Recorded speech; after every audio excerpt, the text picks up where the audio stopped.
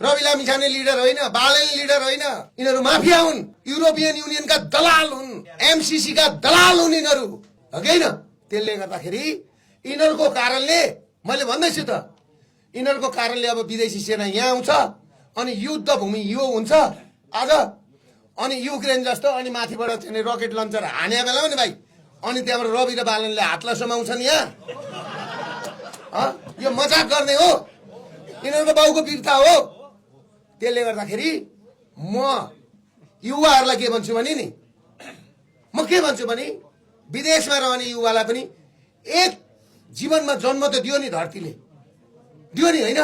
मलाई यो धरतीको किन माया लाग्छ तपाईँलाई थाहा छ? मेरो नाति पनि यहीँ पढ्छ, मलाई बाहिर पठाउन मन लाग्दैन। ती कलाकार जति गयो नि अहिले राजसभामा सबै प्लान्टेड हुन्, सबै राष्ट्रघाती हुन्, सबै अपराधी हुन्, सबै यो देश मारा ज्यान मारा हुन् यिनीहरू।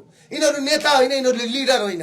त्यसले गर्दाखेरि म भने नि मेरो रगत उम्लिन्छ, मेरा भाइ रगत उम्लिन्छ।